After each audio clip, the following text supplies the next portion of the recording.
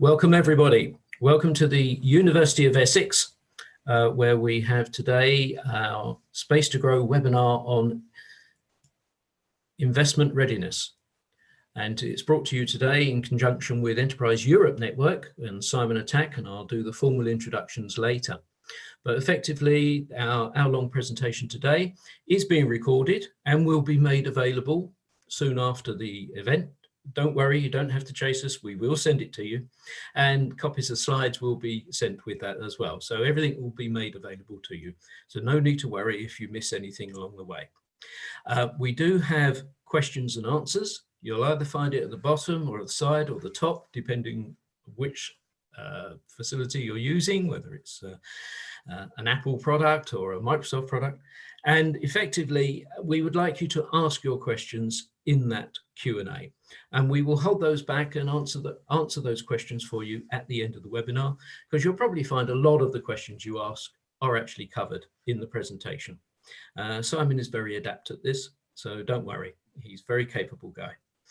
Now, when we run these webinars, we're running them in conjunction with our Angels at Essex equity investment platform. The whole idea here is to help entrepreneurs become investment ready. And it's also useful to investors to understand what they should be asking an entrepreneur when they're investing wisely in their business. And that's the whole idea, the matching of investors to entrepreneurs with innovative ideas. And that's what we aim to do here. All our services are entirely free, and please contact us at uez@essex.ac.uk. It will be at the end of the presentation, and we will be more than happy to help you progress your innovative idea or help you invest in one. So I would like to know more about you guys who have spared your time to watch us today. So I'm actually going to ask you if you would like to respond to this poll. So my assistant, Josh Clark here, is now going to ask you a question. Okay, hi everyone. So our first question of the day is, have you already decided on your investment strategy? So we'll give you around 30 seconds to get that in, simple yes or no. So yes, it just shows that there is a slight advantage in those people actually already decided on your investment strategy. We will ask that question again later and see what difference today makes. So thank you very much for that. So let's talk about Enterprise Europe Network and Simon Atack. The Enterprise Europe Network is a well-established organisation spreading across the UK and Europe, but also around the world. So please don't think that Brexit will make any difference to this, because they are there to help businesses grow and develop. They are Innovate UK funded, and therefore we are here for the long term. So Simon Atack is one of their lead advisors and is an innovation specialist. His day-to-day work is working with innovative businesses, helping them develop their products or services and getting them to market. Commercialization, we call it in our industry. So I'm not going to flatter Simon anymore. I'm going to let Simon present himself. So thank you, Simon. Please proceed. The screen is yours.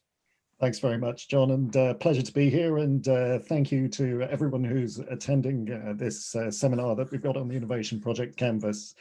So the Innovation Project Canvas, what is it? It's essentially a tool. Let me get rid of this poll that's pinging up here. There we go. It's essentially a tool and a framework for helping you as a business to pull together all of the information that you need that is extremely necessary and valuable in terms of putting together a bid for funding. So whether that bid for funding is for an Innovate UK project and you're looking at grant funding, whether you're looking at bank funding, or whether you're looking at investor funding, it's a really useful framework that can help raise all of the questions and the areas that you need to look at in terms of compiling that information. So what we're going to do is have a look through each of those areas within the framework and what sort of questions and things you should be thinking about when you're looking at addressing those to pull together your comprehensive information for a bid application or for a investor sort of application.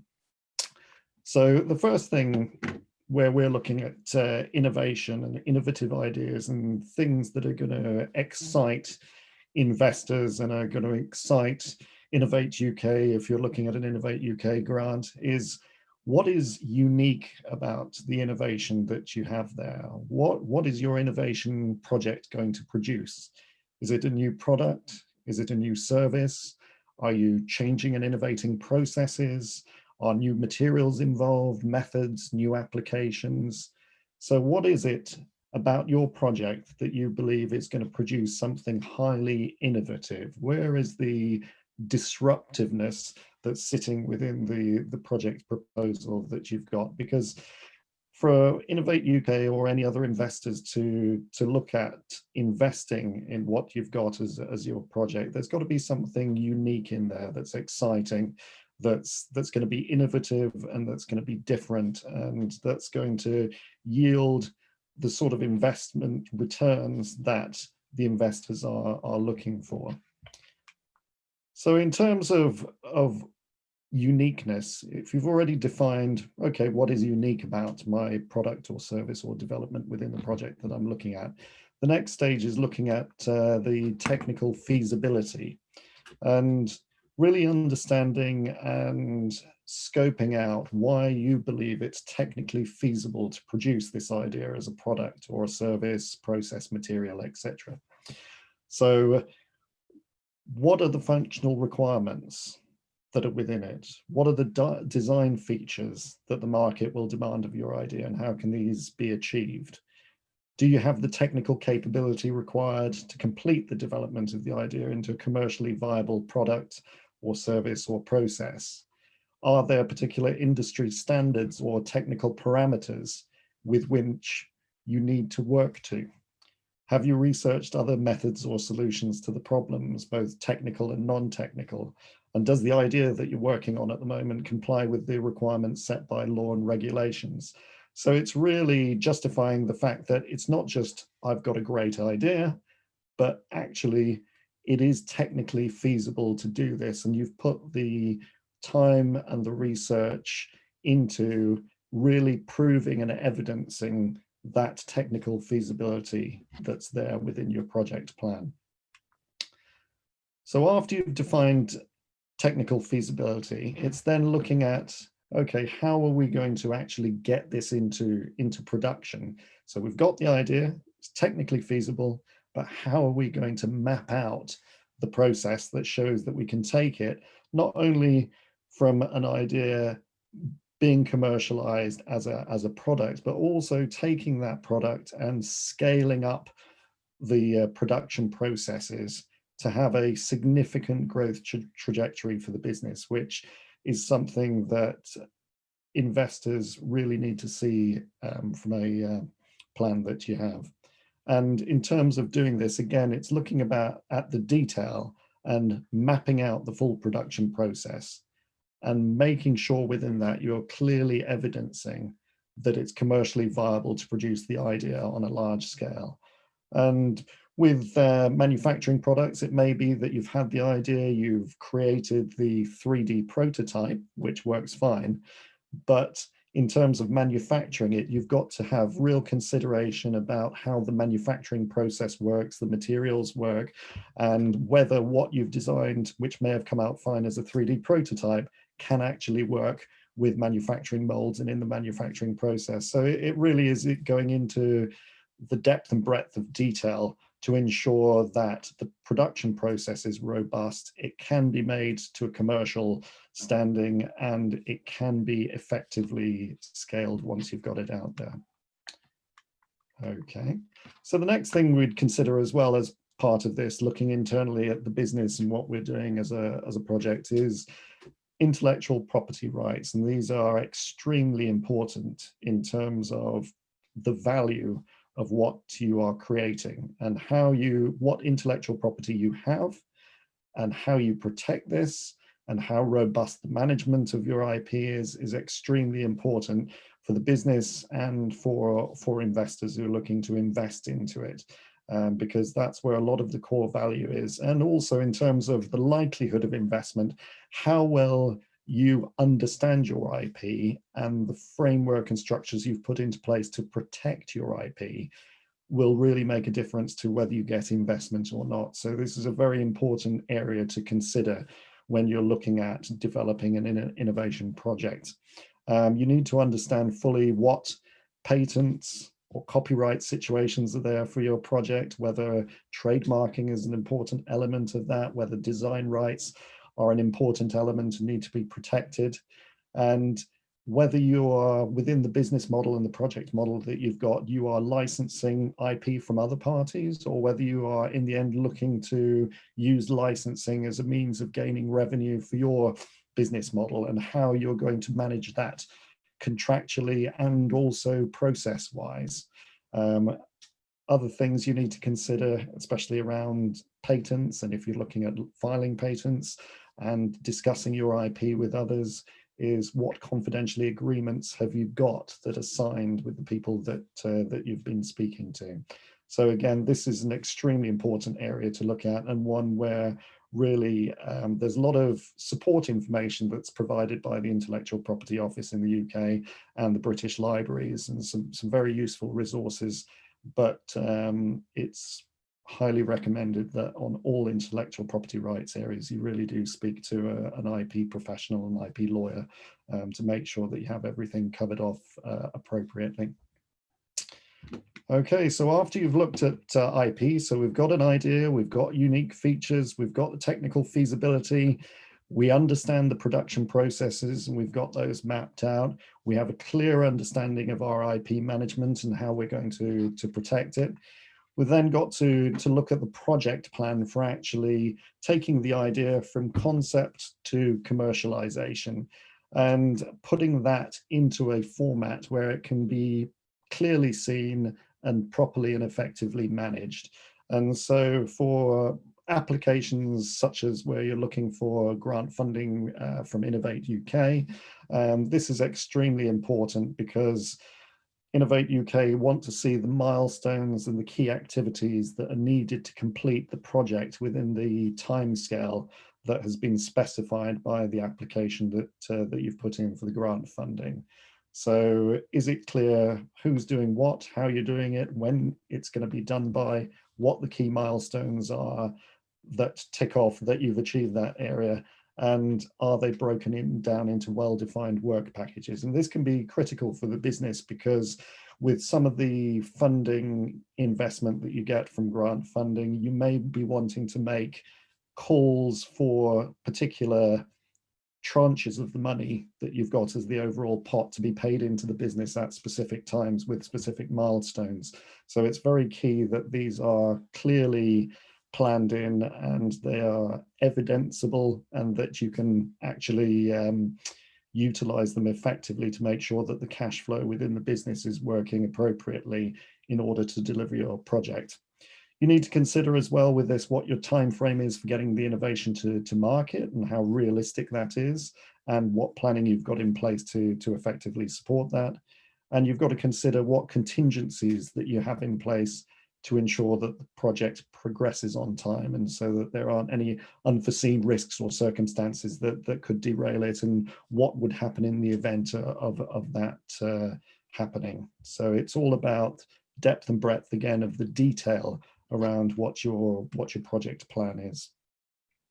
Following on from this, another key element is really analyzing the risks that are associated with the different aspects of the project. So have you really looked into what intellectual property competition you have out in the marketplace, both direct and indirect, that may pose challenges to the protection of your IP or the commercialization of your IP?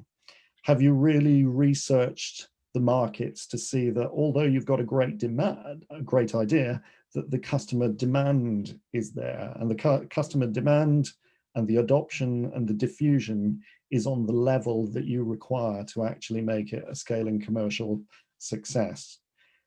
Other areas, technical, technological, have you looked at the risks involved in the development of your project and the product and service you're providing in relation to technical and technological areas? And is it are there any things that stand out there which could pose a fatal or critical challenge to taking the project forward? Do you really understand the costs and the revenue streams that you're looking at with the project? And have you broken those down into detail so that you've got a robust financial analysis behind it? And do you have the right skills and experience in place with the people that you've got within your organization who are working in the company on the project, and also external partners that you might have to fill in knowledge transfer areas that you may not have internally to help deliver the project forward? And are there risks associated with those? So it's looking very much in detail again at where these potential risk challenges lie and how you're going to address those. Because any investment, whether Innovate UK, other grant funding, investors from angel backgrounds or venture capitalists, they're going to want to see that you've got a really robust analysis of the risks that you have with your project and a credible management plan in relation to those risks. Okay, so in terms of that, we've looked at some of the internal aspects of what is required to put together a good sort of bid in terms of looking at investment funding or grant funding. We're now going to have a look at some of the external factors where, again, you need to pull in a lot of depth and breadth of information to make sure that you've got the best possible chance of obtaining the investment that you're looking for. So one of the key areas is market potential, looking at identifying the trends or the challenges which are driving your innovation and innovation projects. So what is the trend or challenge that you're responding to that is creating a solution where you're developing a new market or you're reshaping an existing market with what you've developed and you're looking to commercialize? And how is it providing you with a sustainable business opportunity? And for this, it's well worth utilizing frameworks such as Steeple or PESTLE to have a look at what is going on within the macro environment and how that is influencing change, because that is where the greatest innovations come into play. So you'd be looking at what social changes are happening, technological changes, economic changes, what's going on environmentally that might help influence the creation of innovations to address those challenges. What are political, legal, and ethical influences that may create opportunities for you? So it's really important that you look in detail at what your marketplace is like. Other things you need to consider is with a lot of bids, where people talk about market potential, they're often talking about the total available market. So the total market globally for my phones is 50 billion, but that's not really what investors want to see. They want to see what your realistic market potential is. So this is where you need to analyze your market, looking at not only the total available market, but you need to look at the serviceable addressable market as well, which is the potential, the total potential you've got for your innovation to reach a successful scaling. And also initially the serviceable obtainable market, which is about what market you can obtain now with your proposed innovation and launching that into the marketplace. And rather than being a vague percentage, which people put into place in a lot of applications, you really need to build this up with clear detail from the bottom up, looking at the point of view of how many units are you looking to produce? What's the value of those units? How many are you going to sell? What is the real true unitary value of that serviceable obtainable market? And then you need to look at the growth in terms of the market, what market share you might need to be looking at over the next 3 to 5 years and how realistic that is. And you need to start considering what are the characteristics of the markets that you're approaching. And also within the target markets that you're going for, how are you going to create a defensible positioning within these target markets? So again, is this a tie-in with the intellectual property that you've got? how are you going to leverage that to provide your defensible position? So this is an extremely important area which needs a lot of time, research and effort spent on it to make sure that you're producing some really credible figures that investors who are very knowledgeable in the sectors that you're looking at addressing have confidence in the application that you're putting forward. Okay, so we've got a first question here to see how you've taken on board some of the things that we've been talking about today. Thanks, Simon. So yeah, the first question today is what key potential risk areas are important to cover when presenting a funding bid? Intellectual property competition, customer adoption and diffusion, technical or technological, cost and revenue streams, skills and experience, none of the above, or all of the above.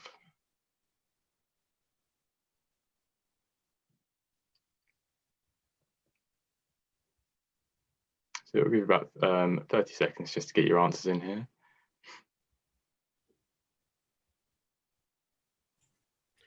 Don't be shy, there's no wrong answer here, and it is multiple choice.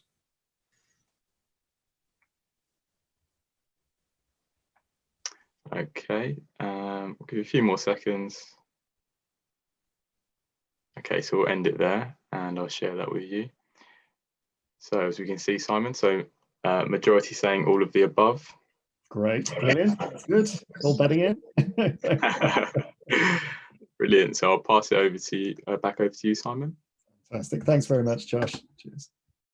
Okay, let's get rid of that. Okay, so in terms of having considered then the market potential that we've been looking at, the next thing we're looking at doing is then drilling into in greater detail who the customer segments are within that market.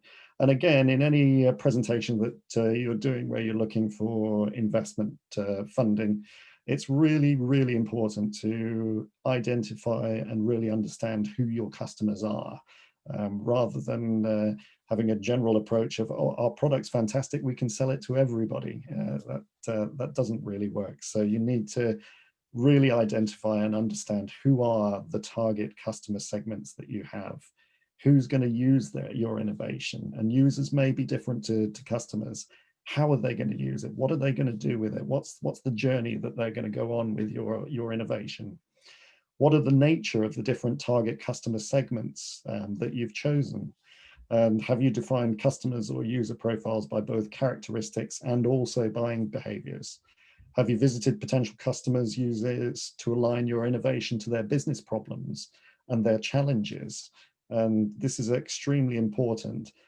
How you are successful with a product or service is very much how well you are aligned with those needs and wants of the customer segments that you're looking to approach. Which then takes us on to delving into an even deeper level. So from the big top level market potential to the customer segments, and then on to one of the critical areas, which is your value proposition. And this is really about understanding with each of your customer segments that you've got, why customers would prioritize your product or your service, process, materials, etc., over your competitors. So it's asking questions such as which customer or user problem will help your innovation help to solve, and being clear on that. What will it take for your customers or users to experience the benefits of your innovation? What's the customer journey?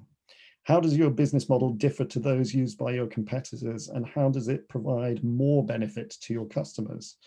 And what new characteristics does your innovation offer? Why is it different?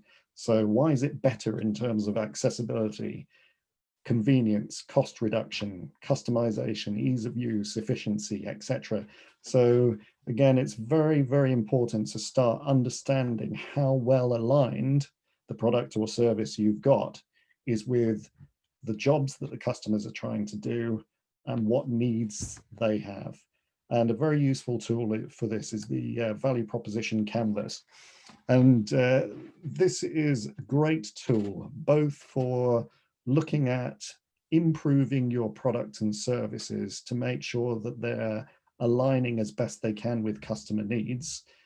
Because with the framework that you have here, you always work across from the corner here where you've got the customer jobs and consider what the customer is trying to do, in what they're trying to do, where are the pains that they experience, and what potential value added gains that they would consider are valuable to them. And then from your side, where you're looking at the product or service that you're developing or have developed, where are the pain relievers and the gain creators that are helping to address these important things for the customer? And what you have to bear in mind is that for each customer segment will be doing different jobs, and they will have different views on what their pains and gains are. And so again, for making sure that you're ideally addressing the needs of those customers, it's very important to look at your product development and how best what you've developed fits into providing those gain creators and pain relievers.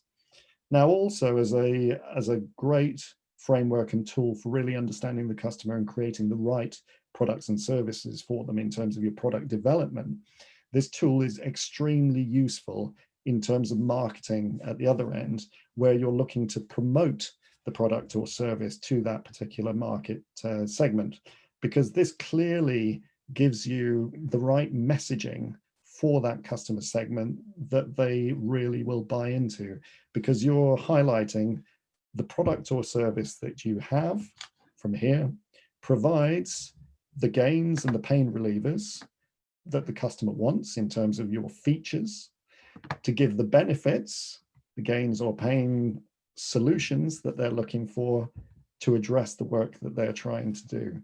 So again, it enables you to really refine down your sales and marketing messages so that you're addressing the needs that the customer has the most value in having addressed.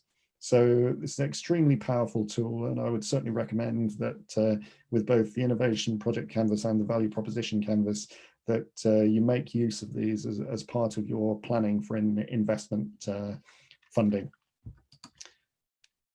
Okay. So after we've looked at then the market, the customer segments, the value proposition, other areas that we need to consider are the channels. So we've now got the segments, but how are we going to distribute the information out and the innovation out to those customer segments? What's the strategy for getting the innovation into the marketplace, and how are you going to exploit its potential? So again, understanding what channels that you're going to use and how they're going to be managed effectively is extremely important to put that down. Likewise, in terms of competitors, doing a comprehensive competitor analysis to make sure you know who else is operating in your target market space, who are the major players in there who could be considered as direct competition, who are the product services competitors that could be considered as indirect competition or replacement competitors. What products or solutions are being developed or are already on the market that compete with what you're doing? And what is the commercial state of art available today in this sector? And are you playing to the top level of the market, or are you playing at low-end disruption in terms of what you're looking at, or perhaps new market entry? So it's really understanding what does the competitor landscape look like. And again, it's the depth and breadth of the knowledge and the information that you've researched and put into your proposal that is really key. Okay, so on top of this, again, once you're looking at the overall picture, customer relationships is extremely important for commercializing your products. And so your plans for disseminating the results of your innovation project, how are you getting the information about what you're doing out to the customers in the marketplace?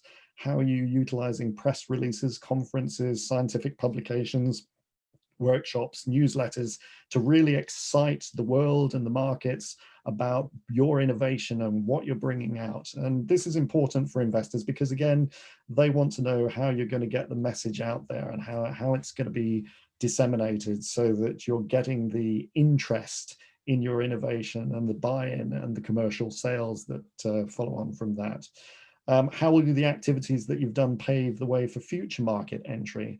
And are there any conditions for disseminating results by partners? So if you've got collaborative partners or you're getting grant funding from organizations such as Innovate UK, how are you able to tap into the marketing departments that they have? And again, getting the message out there, such as case studies, to really highlight to the world the great innovation that you've come up with.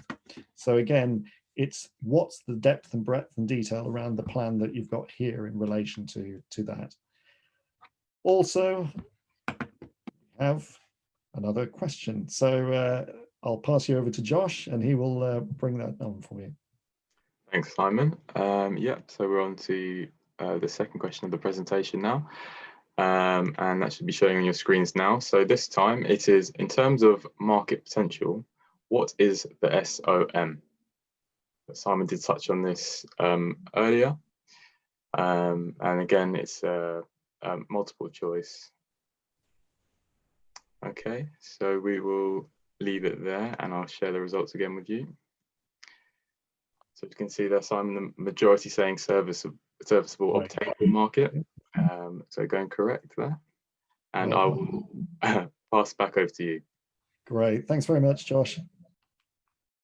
Okay, so in terms of looking at the innovation project canvas, again, we've gone through all of the internal elements with the business, the unique features, technical feasibility, production process, IPR, project plan, risks, and then looked at the marketplace that you're looking to go into with its market potential, your customer segments, value proposition, your channels, your competitors, and customer relationships.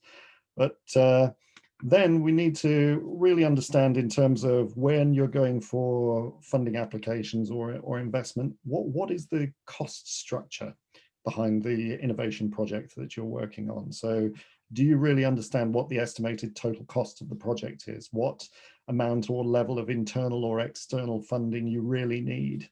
What investment has been made in the project so far? Have you clarified that? Do you have a breakdown of costs associated with the project? Have you estimated the relationship to the cost by unit price to that of the selling price for your dominant customer segment?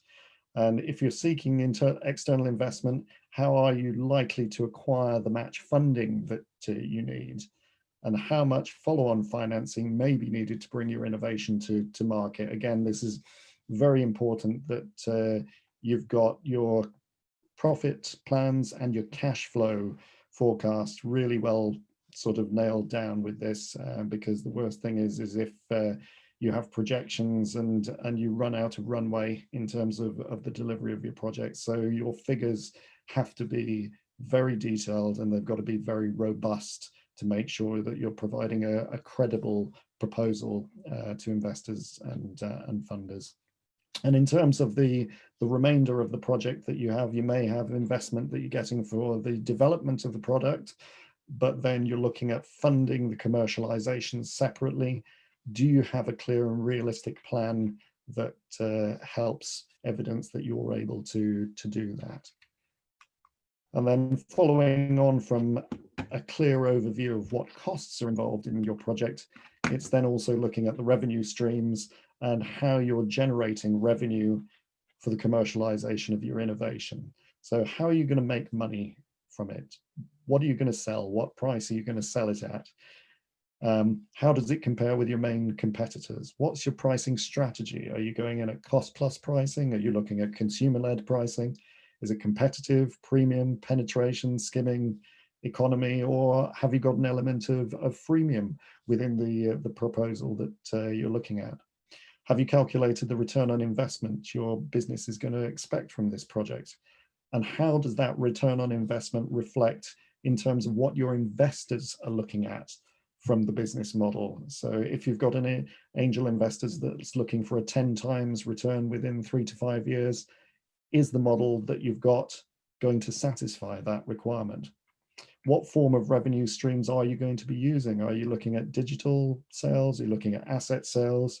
Is there a commission model, dynamic pricing, licensing models? How are you generating that revenue and in what ways? So again, devil's in the detail, and it's extremely important that you've got a robust financial overview in relation to this. And then finally, but extremely important for any investment to have credibility is the team that you've got on board. And so you need to really break down who is involved in your innovation project, both internally and externally, as knowledge transfer providers, suppliers, etc. And where are you getting the skills and knowledge to deliver the project? So detailing what experience there is in the business in key business areas. So finance, operations, have you got marketing and sales credibly covered? Have you got product service development covered properly? Are there senior people within the business who have experience in actually bringing a major innovation successfully to market and commercializing that? If you're looking at international commercialization, have you got the right people in place that can help you engage with those specific international markets or sectors that you're looking at? Is there sufficient capacity in the business to keep the project moving to its conclusion within the agreed timescale? What key external partners will you also need to work with to successfully execute the plans? What changes will you need to make to your business processes or the systems that you've got to actually accommodate the innovation project that you're looking at? And what prior experience is there of things such as patenting or copywriting for the protection of the IP that you have there? Who are you using?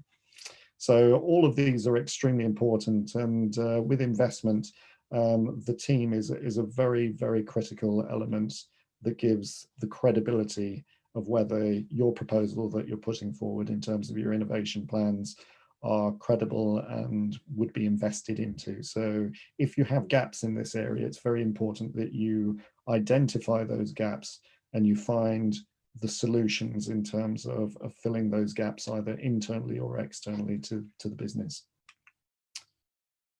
Okay, so that covers the whole framework of the innovation project canvas and the particular areas that you need to look at and the sort of questions you need to consider when pulling together that information. It's also important as well, as we say, to take that and look at the bigger picture context that's going on in the world. So again, the steeple analysis that we talked about earlier, looking at what key trend drivers there are that are going on out in the bigger macro environment, what market forces are in place, what competitive forces are in play, and what strongest industry forces are out there that could affect your innovation, either by providing opportunities or by presenting risks to the business that you need to make sure that you can address. So again, it's very important to look at the external context. And in terms of top tips that I would say, if you're looking at going for any sort of funding, it's very important to really read and understand the requirements. Look at what the key criteria is, look at what the timelines are in terms of the submissions, look at the scoring that's involved and how that's weighted, consider the values that are involved with the application and what the funders are looking for in terms of the business, whether there's things like environmental standard requirements when you're going for the applications, etc. So it's really important to understand that. And if you're going for an Innovate UK funding bid, they've got clear information online on the website of all these sort of different areas, what the scopes are, downloadable documentation to support this, and also useful webinars as well to help you with understanding these requirements, as do sort of other funders that you're looking at. And again, when you're looking at angel investment funding or other types of investor funding, again, it's really understanding what the process is that you need to follow in terms of applying for that funding and how you can be compliant with that. Again, another area that's really important is to actually research the funder or the investor themselves. Really look in detail at who they are, what they're about, where their values sit, what sectors they invest in, and to what level, what percentages that they look at in terms of return on investment. It's really building up a picture of whether the funder that you're looking to obtain funding is the right match for your project, and whether you've got your project into a format that's the right match for the funder. So it's important. So it's really considering that value proposition as well within looking at the funding investor that you're going to engage with. In terms of the project proposal, again, if you've already started with the project proposal and you're on the way, it's well worth stripping it back and refining it using tools like the Innovation Project Canvas to help make sure that you haven't missed any critical details within your proposal that could derail it later on. And as we said during the overview, that don't assume anything, such as, you know, everybody in the world is going to love my product and they're going to buy it from me in the thousands. You need to really evidence this. So it's all about the devil's in the detail, and the credibility and strength of your delivery plan is really key in terms of whether you'll get funding investments or not. And as part of this, you do need to remove the rose-tinted glasses. So although the innovation might be your baby, you need to be really realistic in your proposal and really analyze the risks and the opportunities, and do that in a very credible way. Answer the questions asked. So if you have questions that are asked by the investors or the funders, make sure that you understand the question and directly answer the question, and be as concise as you can be, and eliminate sort of any jargon that you might have, because you've got, you may have specific industry sector jargon, but if you're putting in a bid for Innovate UK, say, for example, you might have 5 assessors that are on a panel that are looking at your application, and one of them may be from your industry sector and may understand the jargon there, the rest of them may not, and so you would be doing yourself a disservice by not making your application as clear and as easily understandable as possible. So it's try and get rid of any of the jargon that you may have put in there. Be right on the money. Again, this is important for the business, so that what you're looking for in terms of investment is right to be able to effectively create and commercialize the innovation that you're looking to bring to market. But you also have to bear in mind with the money what's right for the funder as well. So if you're looking at a £5 million investment in the business, is the funder that you're going to, or the funding pot that you're going to, is that something that they would realistically invest in your business? And again, this is about looking at the research you've done on the funder, previous investments that they've made, previous sectors that they've worked with, and the pot that they have. If they have a pot of 25 million and they've got a target to spread that between 100 SMEs, then your call is not going to be the right investment in trying to get that amount of money out of them. So you really need to understand how you best fit what the funder's got there. And then in terms of what's in it for them, this is really important to understand what impacts the funders are looking for. So for some investors, they're looking for a financial return of, say, 10 times over 5 years.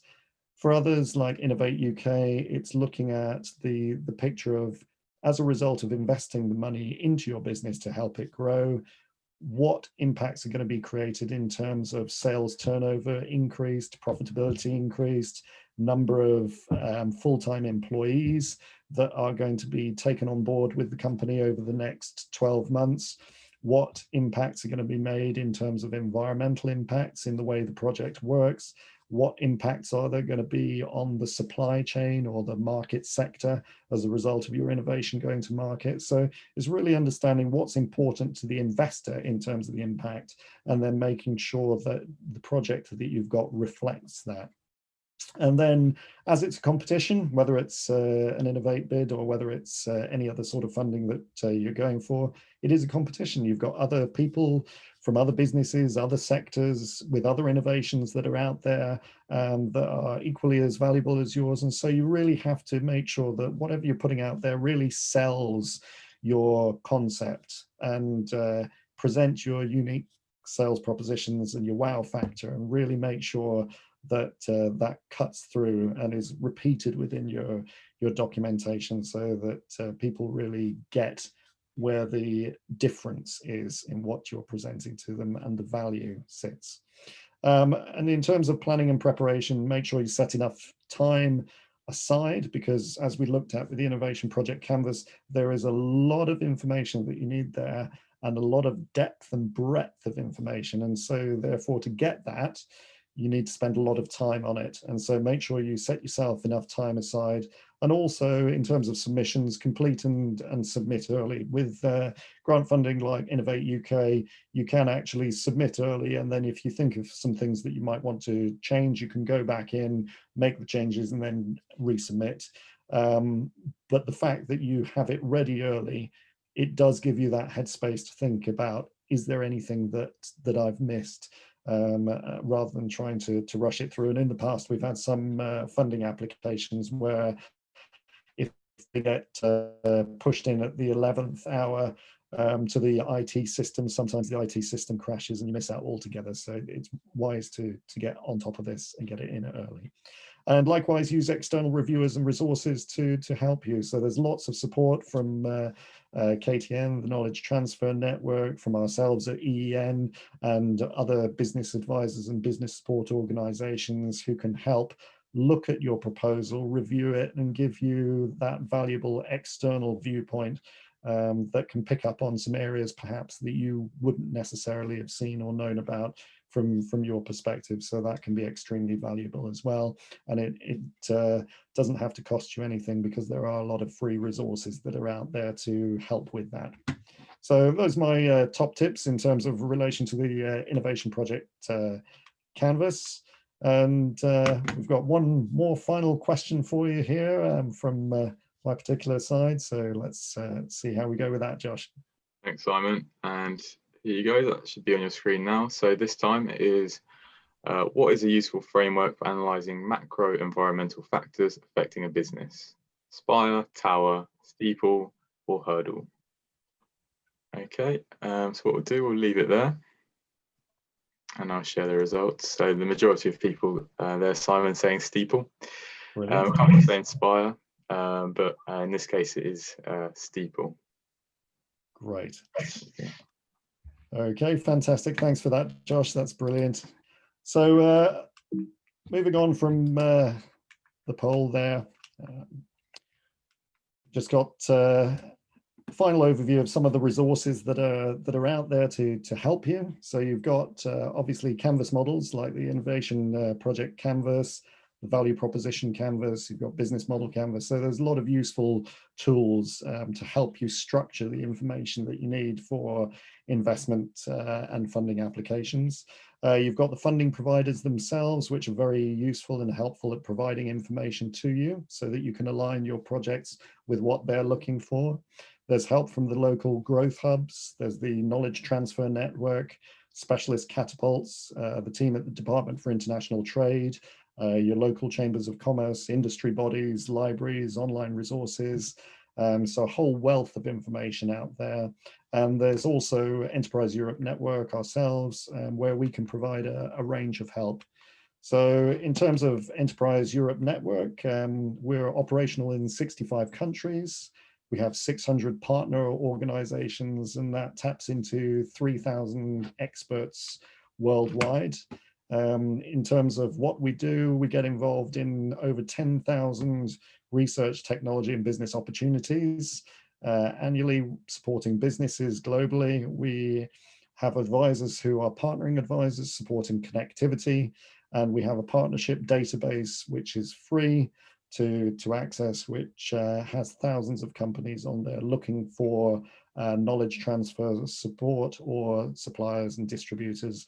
We also arrange matchmaking at conferences and trade fairs and brokerage events, and we're involved in regular missions internationally as well to support SMEs. And on a more deeper dive level, our growth services also include things such as innovation and growth coaching, which is fully funded for businesses. We have Innovate to Succeed, support that helps commercialize the innovations that you're looking at. We have the Global Business Innovation Programs, the GBIPs, which help new market entry into specific countries and sectors. As we mentioned before, we get involved in helping businesses find partners within the UK and internationally. We help with things such as Pitch Fest, where again, if you're looking at investment, we can help you get pitch ready.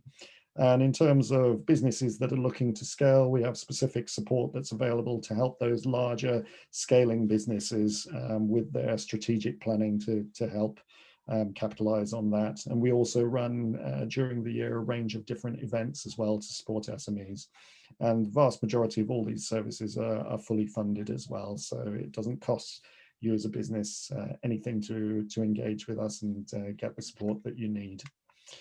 And if you're interested in any of the specific EEN support that we provide, Helen Turton is our client engagement and ecosystem relationship manager. Those are her contact details there. So if you have any queries about EEN or would like support from us, please get in touch with Helen and she'll be able to help you out. And this is on the slide deck that you'll have, so which will be sent through by Josh. And so do get in touch with us if you need any help. And in terms of the overview slide, if you need any further information on the Innovation Project Canvas as well, or you have any queries about the webinar that we've done today, please feel free to drop me a line, and happy to be of help. So I hope you enjoyed the session today, and look forward to speaking with any of you that choose to get in touch in future. So thank you very much. Well, thank you, Simon. That was an excellent presentation, and I can see from the Q&As which are queuing up to be answered that there's a few questions there. So whilst Josh is actually collating those, ready to ask those of you, I just wanted to point out that that list of services which Simon was showing from Enterprise Europe Network are extremely comprehensive. They cover such a multitude and wide range of opportunities which are available to many innovative businesses, in fact, most innovative businesses. It's disappointing that more people don't take more advantage of them, to be honest with you. They are there. The vast majority of them are free, don't require much funding or any other support. And the services that are provided are excellent quality. The level of support that you get from the advisors is way above the normal standard that you would expect for a free service, which is government funded. Basically, they all know what they're talking about, which is absolutely marvelous. And otherwise, we wouldn't be recommending that you use them. And we do recommend that you use them. We ourselves provide free services. Our webinars are free, our Space to Grow is free, our advisors are free to help you get yourself pitch ready, but so are Enterprise Europe Network. So there is a wealth of support that you can draw on. So I would also mention, just before we go into the Q&A, that next week on November the 11th at 2 o'clock, we have a live pitch event where we will be broadcasting live businesses that are seeking funding and are actually going to be pitching live. So you will see for yourself the kind of quality that you have to put forward into a pitch to be able to obtain finance. So, Josh, you've had a look at the Q&As. Got any questions here for Simon? Yeah, before that though, let's launch our final poll of the day. So that should be coming on your screen now. And following the information that Simon's given there, do you plan to alter your fundraising strategy as a result of this webinar? Simple yes, no on this one. Okay, so we'll leave it there. So thank you very much. And as you can see there, Simon, so people are really valuing the information that you've shared today, with a lot of them saying that they will in fact alter their fundraising strategy as a result of that. So thank you again. Okay, so on to the question. So first of all, I'll just say, Simon, that we've had some really positive reviews in the chat. So a lot of people saying thank you for sharing the information. But in terms of the questions, there's been a couple about the kind of the application of the Innovation Project Canvas. And one question was, in terms of the amount of detail covered in each section, is it all similar, or should an SME focus on certain aspects like the value proposition more than others? Well, I mean, in terms of it, if you're looking to put a bid in, or you're structuring your business plan, you really need to look at all of the areas that you've got within the canvas and really make sure that you've got everything covered off. I mean, it does take time, and you have to put a commitment into doing this. but it's very worthwhile. And in terms of applications, I mean, particularly Innovate UK funding or funding pots, you really need to have all of these areas considered and clear within your plan and properly evidenced, so that you're putting in a robust sort of proposal for investment. Thanks, Simon. And following that, there's a similar question, which is specifically about the problem statement, and where is this outlined and defined? I believe it's within the value proposition, but how much of that section is focused on really the problem statement and addressing this? Yeah, I mean, in terms of it, looking at the value proposition canvas and the problems that the customer has. So it is very much looking at that jobs to be done and the detail of who your customer segment is, analyzing what jobs they do, and then looking at the problems, where are the pains that sit within that, the challenges that they have, and looking at not only the challenges that they have, but also where are the potential areas where additional value is seen by the customer that maybe isn't realized yet, that the product or service offering that you have and the features that you're looking at can provide those benefits. So it's very much the value proposition where you're looking at those jobs to be done and where are the challenges sitting for the customer in doing those jobs, and how can you best address those with the product or service you've got and the features that you've got within that to create the benefits that they see as having value to them. Brilliant, thanks, Simon. And one final one in the Q&A chat, which is to do with IP and IP protection. So this question is, given that patents take a long time to obtain, should startups have an IP protection plan when seeking funding, and if so, where does that fit into the innovation project canvas? Yeah, so in terms of your IP and your IP strategy and your plan, that would sit in the IPR section that you've got there, and it's very important to have that in place, because a lot of the value of what you're creating, particularly if it's innovative, is going to be in your intellectual property, and so protecting that as soon as you can and having the right management strategy, which is balancing the cost of protection with what you're protecting and how and when you're going to do that, is extremely important. And it's important to scope that out with an IP lawyer. And there are occasionally different funding pots that the IPO has that we provide through Enterprise Europe Network for businesses that are on our innovation support, which help carry out an IP audit for the business. So normally an IP audit would cost about £3,000, but with the grant funding that's provided by the IPO, this reduces it to £500, including VAT for the business.